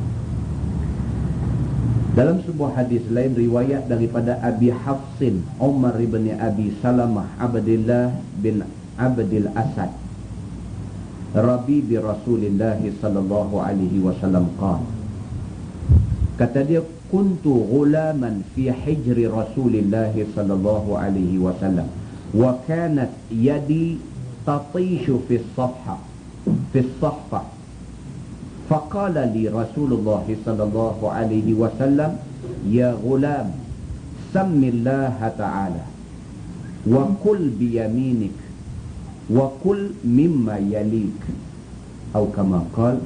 Hadis muttafaqun alaih. Kita bila baca hadis, bila sampai tang tu kita tengok, kalau dia tulis muttafaqun alaih, makna dia hadis tu disepakati oleh semua. Al-Bukhari, Muslim, Abu Dawud, Ibnu Majah, An-Nasai dengan At-Tirmizi. 6 orang ini muttafaqun alaih, sepakat mengatakan hadis ini sahih. Cukup kok. Dalam hadis muttafaqun alaih ini, seorang sahabat bernama Abi Hafsin, Umar bin Abi Salamah, kata dia, kuntu ghulaman fi hijri Rasulillah sallallahu alaihi wasallam. Kata dia, waktu tu aku kecil lagi. Ghulam ni makna dia budak kecil. Ghulam. Orang Tanjung tu banyak nama ghulam. Dia panggil gulam. Nama jadi ulam dia. Dia saya bahasa Arabnya ghulam. Ghulam ni makna budak. Budak. Cerita sahabat ni, kata dia, kuntu ghulaman. Aku nak cerita ni, cerita masa aku kecil dulu. Masa aku masih kecil dulu, fi hijri Rasulillah sallallahu alaihi wasallam. Aku selalu berada bersama Nabi sallallahu alaihi wasallam. Dan pada satu hari, kata dia, aku duduk di depan hidangan makanan. Faqala li Rasulullah sallallahu alaihi wasallam. Dia kata, hari itu aku duduk depan satu hidangan makanan. Nabi kata kepada aku, ya ghulam. Nabi kata kat dia, wahai budak kecil, Sammillah ta'ala. Nabi kata, sebut nama Allah. Nabi yo. Dia kata, Nabi ni dia bukan sahaja seorang muallim, bukan sahaja seorang guru yang mengajar sahabat, tetapi Nabi juga seorang murabbi. Dia tarbiyah, dia didik orang. Muaddib, dia juga seorang yang memberi adab kepada orang. Ni Nabi ni, subhanallah. Dia bukan sekadar guru yang menyampaikan ilmu, tetapi dia satu orang yang sampaikan ilmu dan dia make sure, dia pastikan orang yang dapat ilmu buat lagu yang dia kata. Dia bukan habaq begitu sahaja, tapi dia didik. Depan-depan tu dia ajar. Sehingga ke sahabat ni sampai dah besar, dah sampai dah tua dah pun dia ingat lagi. Dia cerita, kuntu ghulaman. Aku nak cerita masa aku budak dulu ni, aku selalu ikut Nabi. Satu hari aku duduk di depan hidangan makanan, Nabi beralih dekat aku. Nabi kata, ya ghulam, wahai anak kecil. Nabi kata, Sammillah ta'ala. Sebut nama Allah sebelum makan. Suruh bismillah. Sammillah ta'ala. Wa kul biyamini. Nabi kata, lepas bismillah, makan dengan tangan kanan. Nabi ajar. Wa kul mimma yalik. Dan makan apa yang duduk depan kamu dulu. Hadis ini disepakati oleh semua ulama, muttafaqun alaih. Tujuan kita belajar ilmu-ilmu Islam ialah supaya ilmu-ilmu ni kita boleh ambil, kita boleh apply dalam keluarga kita. Anak kita pernah tak kita tarbiyah dia? Anak kita pernah tak kita didik dia? Anak kita pernah tak kita takutkan dia tentang amalan, tentang sifat bohong dan sebagainya? Pernah tak kita buat begitu pada anak kita? Anak-anak kita ni kadang mengaji sekolah agama dah, tapi cakap bohong beladung. Kita panggil mola tu, kalam mola kita keluar tanya dia tu, dia keluar balik tu bohong. Kita tanya pasal apa tak main kemarin, tahu dah tak lagi nak keluar lagi bohong, tentu bohongnya. Pasal apa? Pasal dia tak dididik untuk cakap benar. Dia tidak dipertakutkan tentang dosa orang yang berbohong. Maka demikianlah longgar, demikianlah lalainya kita dalam soal tarbiyah anak-anak, dalam soal pendidikan anak-anak. Di dalam Quran Allah Subhanahu wa taala berfirman, a'udzubillahi minasyaitonirrajim, ma yalfidhu min qaulin illa ladaihi raqibun atid. Shadaqallahul azim. Allah sebut dalam ayat itu, tidaklah satu kalimah, satu perkataan yang kamu lafazkan, melainkan perkataan itu didengar dan ditulis oleh malaikat raqib dan atid. Setiap kalimah yang kita keluar, cakap benar ke, cakap bohong ke, cakap apa pun, malaikat dengar, malaikat tulis. Dan apa yang ditulis oleh malaikat tidak akan rosak sekali-kali. Hadis daripada Ibni Mas'ud radhiyallahu anhu, kata dia, qala Rasulullah sallallahu alaihi wasallam, inna as-sidqa yahdi ilal birri wa innal birra yahdi ilal jannah wa inna ar-rajula la yasduqu hatta yuktaba indallahi siddiqa wa innal kadhiba yahdi ilal fujur wa innal fujura yahdi ilan nar wa innar rajula la yakdhibu hatta yuktaba indallahi kadzdzaba atau kama qala, hadis muttafaqun alaih. Daripada Ibni Mas'ud, kata dia, Nabi sallallahu alaihi wasallam bersabda, sabda Nabi, sesungguhnya benar itu membawa kepada kebaikan. Yang ni kena ajak anak kita. Kita sendiri pun kena ingat hadis ni, anak-anak kita kena ajak. Bagi tahu dekat dia, inna sidqa yahdi ilal birri. Bercakap benar, tak cakap bohong, itu membawa kepada kebaikan. Kamu jangan bohong, kamu cakap betul. Ayah tanya, cakap betul. Mak tanya, cakap betul. Cikgu tanya, cakap betul. Jangan bohong. Ayah tak suka dengan anak yang berbohong. Beritahu kat mereka. Sesungguhnya bercakap benar itu membawa kepada kebaikan. Wa innal birra yahdi ilal jannah. Dan kebaikan membawa ke syurga. Beritahu kat dia. Kamu cakap benar, kamu orang baik. Orang baik, tempat dia di syurga. Abang kat dia. Wa inna rajula la yasduqu hatta yuktaba indallahi siddiqa. Nabi kata sesungguhnya seorang manusia yang benar akhirnya akan ditulis di sisi Allah sebagai siddiqa, sebagai orang yang benar.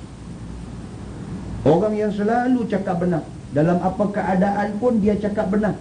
La yuktabu, akan ditulis nama dia indallah, di sisi Allah, siddiqa, sebagai orang yang benar. Kita tengok balik sejarah Isra' dan Mi'raj.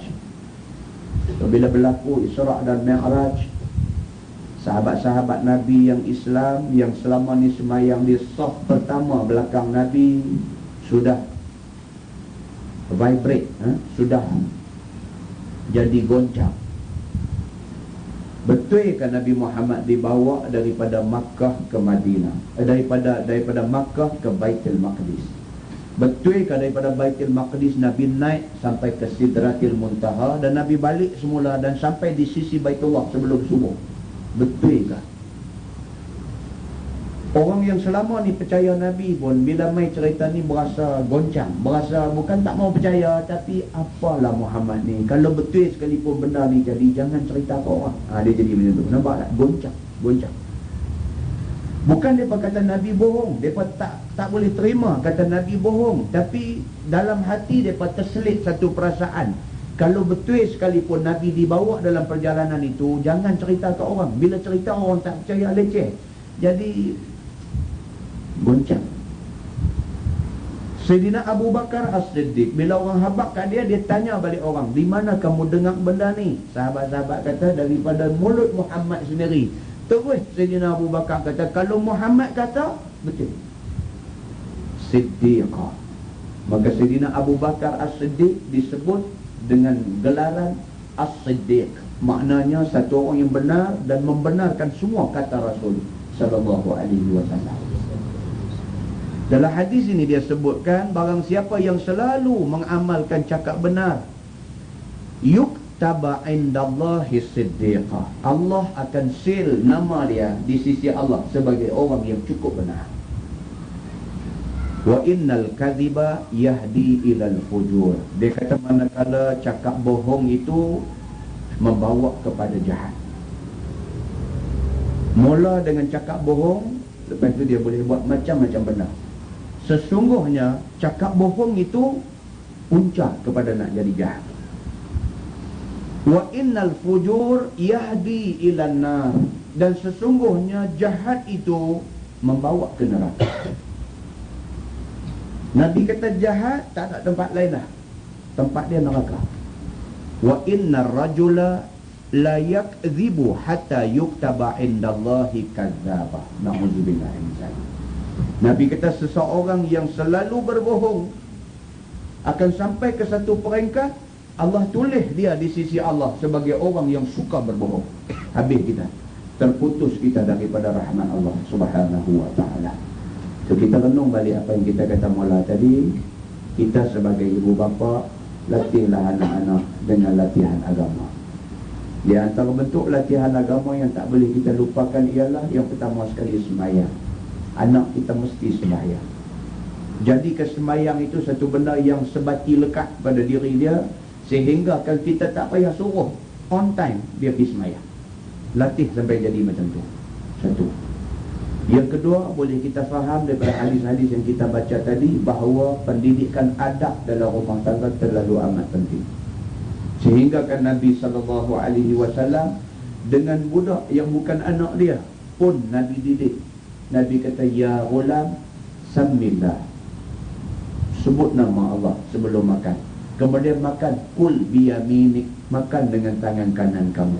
Kemudian Nabi pesan lagi, kul ma yali, makan apa yang ada di depan kamu dulu. Maknanya didikan adab cukup penting. Dan yang ketiga, di antara pecahan kepada didikan adab itu ialah kita ingatkan anak kita jangan cakap bohong. Kerana cakap bohong itu punca kepada kejahatan, dan kejahatan itu tempat dia di neraka. Mudah-mudahan kita dapat iktibar daripada hadis Nabi SAW. Kita menggunakan Bahrul Mazi jilid 19.